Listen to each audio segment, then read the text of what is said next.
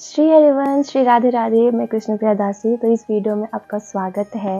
तो इस वीडियो में हम चर्चा करेंगे हमारी किशोरी जी की, हमारी श्री राधा रानी जो की सखियों के बारे में। सखियों के कितने प्रकार होते हैं, उनमें से क्या क्या है, कौन से प्रकार में कौन कौन सखियाँ आती है, ये सारा कुछ हम इस वीडियो में शेयर करने जा रहे हैं। और इस वीडियो में हम जो भी इंफॉर्मेशन देने जा रहे हैं, ये सभी हम भक्तमाल से देने जा रहे हैं। तो भक्तमाल के 318 नंबर पेज नंबर 318 है, जिसमें अष्टसखी नाम का ये जो भाग है, इसमें हम ये सारा कुछ इन्फॉर्मेशन देने जा रहे हैं। आप लोग बहुत पूछते हो कि अष्टसखी के ऊपर एक वीडियो बनाइए, श्री राधा रानी जी की सखियों के ऊपर वीडियो बनाइए। तो ये वीडियो आप सभी के लिए है। तो चलिए अब ये वीडियो शुरू करते हैं।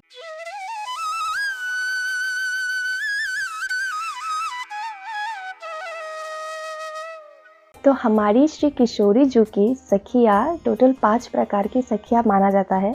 तो सबसे पहले है सखी, उसके बाद दूसरे नंबर पे है नित्य सखी, तीसरा प्राण सखी, चौथा प्रिय सखी और पांचवा है परम प्रेष्ठ सखी।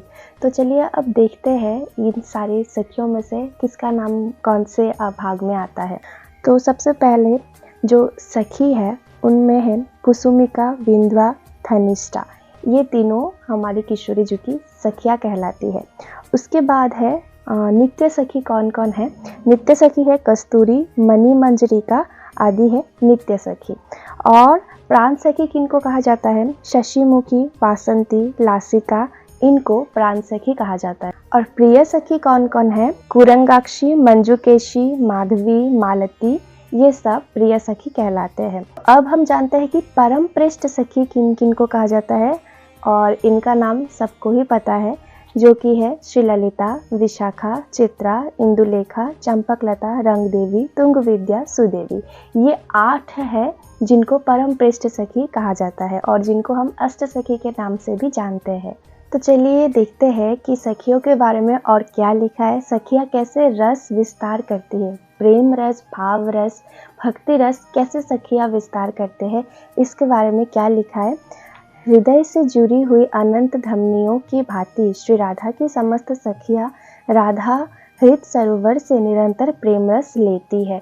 तो बहुत ही सुंदर लाइन है ये कि हमारे हृदय जो है, हृदय से जैसे हमारी सारी धमनियाँ क्या होती है, कनेक्टेड रहती है। हृदय से ब्लड लेती है, मतलब धमनियों से ब्लड जाके पूरे बॉडी पर जाता है, फैलता है कि नहीं।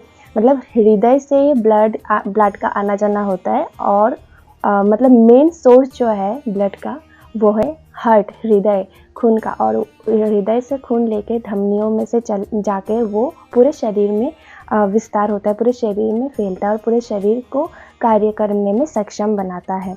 तो ठीक उसी प्रकार मेन जो हृदय है, मतलब जो मेन सोर्स ऑफ लव या फिर प्रेम रस, वो हमारी किशोरी जो है। और उन्हीं से धमनियों की भांति जितनी भी सारी सखियाँ हैं वो हमारी किशोरी जो से प्रेम रस लेती है, भक्ति रस लेती है और लेकर वो विस्तार करती है, तथा साथ ही अपना प्रेम रस भी राधा हृदय में उड़लती रहती है और अपना प्रेम भी हमारी किशोरी जी के लिए फैलाती रहती है। मतलब किशोरी जी से प्रेम लेकर सारे संसार में वो विस्तार करती है, सब में वो विस्तार करती है। और हमारी किशोरी जी के लिए भी वो प्रेम रस सारी सखियाँ क्या करती है, उड़लती रहती है। इस रस विस्तार के कार्य में श्री ललिता आदि अष्ट सखियों का सबसे प्रमुख स्थान है।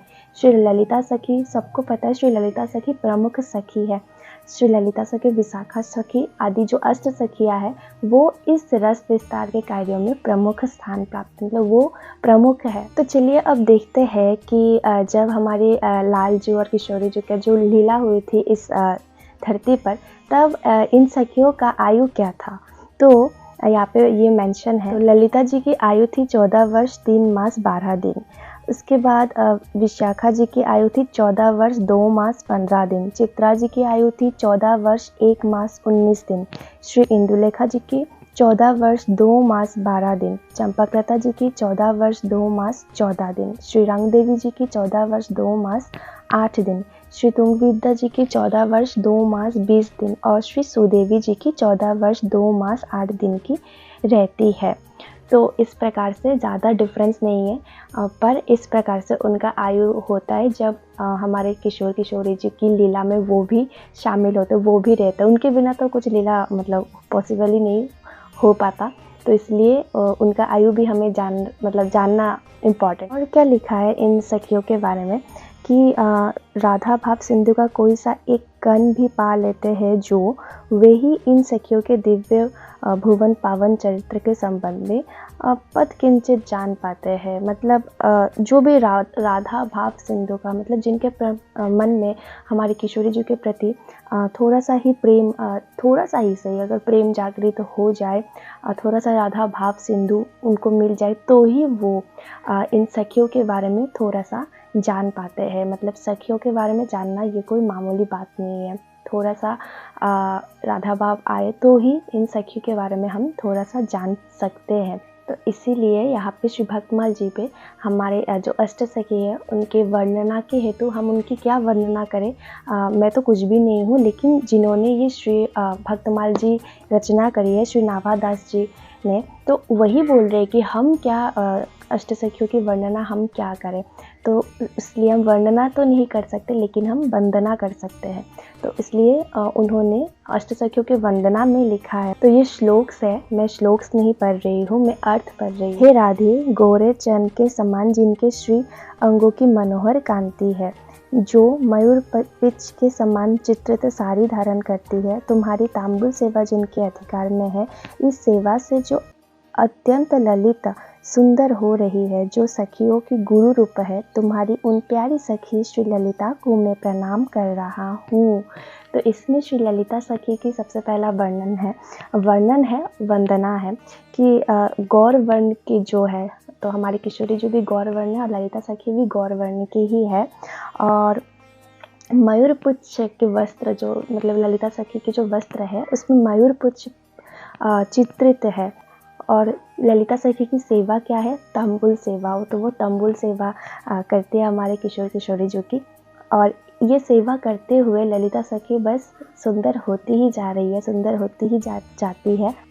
और तो और सबसे इम्पॉर्टेंट बात जो है, जो सखी की गुरु रूप है, सखियों की गुरु रूप है, जितने भी सखियाँ हैं हमारी किशोरी जी की, तो सबके गुरु रूप है श्री ललिता जी। उन प्यारी सखी श्री ललिता जी के चरणों में मैं प्रणाम करती हूँ। दूसरा श्लोक जो कि है श्री विशाखा सखी के वंदना की। श्री राधिके मानो सौदामिनी समूह एकत्र हो, इस प्रकार तो जिनके अंगों का सुंदर वर्ण है, तारिका श्रेणी की सुंदर कांति जिनकी मनोहर साड़ी में भरी हुई है।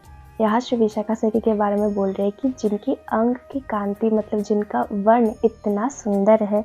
तारिका श्रेणी मतलब ग्रह नक्षत्र जो तारिका होती है ना, वो सब उनके वस्त्र में चित्रित है। सुगंधित द्रव्य चंदन आदि से जो तुम्हारे लिए अंगराग प्रस्तुत करती है। तो किशोरी जी की जो विशाखा सखी है उनका क्या सेवा है? उनका सेवा है सुगंधित द्रव्य चंदन आदि से अंगराग प्रस्तुत करना। उनसे तुम्हारा अंग विलोपन करती है तथा चरित्र में, गुण में और रूप में जो तुम्हारे समान है, तुम्हारी उस प्रिय सखी विशाखा जी को मैं प्रणाम करती हूँ। इसके बाद है चित्रा सखी की वंदना। श्री राधिके केशर की कांति जैसी जिनके कमनीय अंगों की शोभा है, सुचिक्कन कांच समूह की प्रभाव वाली सुंदर साड़ी धारण किए रहती है, तुम्हारी रुचि के अनुसार तुम्हें वस्त्र पहनाने में जो लगी हुई है, जिनके हृदय में अनेकों विचित्र भाव भरे हैं, जो करुणा से भरी है, तुम्हारी उन चित्रा सखी की मैं शरण ले रही हूँ। तो इसमें बहुत सुंदर तरीके से चित्रा सखी की भी वर्णना किया है। और चित्रा सखी की सेवा क्या है? चित्रा सखी क्या सेवा करती है? जो हमारे किशोरी जी की प्रिय वस्त्र हो, वो वस्त्र उनको सुंदर सुंदर वस्त्र पहनाने में वो लगी रहती है, वही हमारी चित्रा सखी की सेवा है। उसके बाद सखी इंदुलेखा जी की बहुत सुंदर वंदना है। श्री राधिके जिनकी अंगों की आभा समुज्जल हरिताल जैसी है, जो दारिम पुष्पों की कांति वाली सुंदर साड़ी में विभूषित है, तो जिनका मुख अत्यंत प्रसन्न है, प्रसन्न मुख की कांति से जो चंद्रकलाओं भी जीत ले, तो नृत्य सेवा के द्वारा तुम्हें सुखी करती है, तुम्हारी उन इंदुलेखा सखी की मैं वंदना करती हूँ। तो यहाँ इंदुलेखा सखी की सेवा क्या है? नृत्य। तो हमारे इंदुलेखा सखी हमारे किशोर किशोरी जी को नृत्य करके उन्हें प्रसन्न करती है। उसके बाद सखी श्री चंपकलता जी की वंदना है। श्री राधे जिनकी अंगों की आभा चंपक पुष्प जैसी है, चंपक पुष्प जैसे जिनके शरीर के वर्ण अंगों की आभा है, जो नीलकंठ पक्षी के रंग की साड़ी पहनती है, जिनके हाथ में रत्न निर्मित चामर है। चामर आपको पता होगा, नहीं पता तो देख लीजिए, मैं यहाँ फोटो लगा रही हूँ।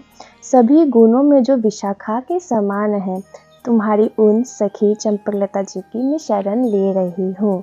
तो यहाँ से हमको क्या पता लगा कि सखी चंपकलता जी की सेवा है चामर, तो वो चामर दिलाती है ऐसे। उसके बाद है श्री रंग देवी जी की वंदना। राधे जिनके अंगों की छवि सुंदर पद्म पराग के समान है, जिनकी सुंदर साड़ी की कांति पूर्ण विकसित जवा कुसुम जैसी है, जिनमें गुणों की इतनी अधिकता है कि चंपकलता से भी बड़ी चढ़ी है, उन अत्यंत सुंदर शील वाली तुम्हारी प्यारी सखी रंग देवी की मैं भजन करता हूँ। उसके बाद सखी तुंग विद्या जी की वंदना है। राधे कर्पूर चंदन मिश्रित कुमकुम के समान जिनका वर्ण है, पीत वर्ण कांतिपूर्ण वस्त्र से जो सुशोभित है, सर्वत्र जिनकी बुद्धिमता का आदर होता है, वो सुयशमयी तुम्हारी प्रिय सखी तुंग विद्या का मैं भजन करता हूँ। इसके बाद है सुदेवी सखी जी की वंदना। श्री राधे के उत्तप्त विशुद्ध स्वर्ण जैसी सुंदर जिनकी देह है, चमकते हुए मुख के रंग की जो साड़ी धारण करती है,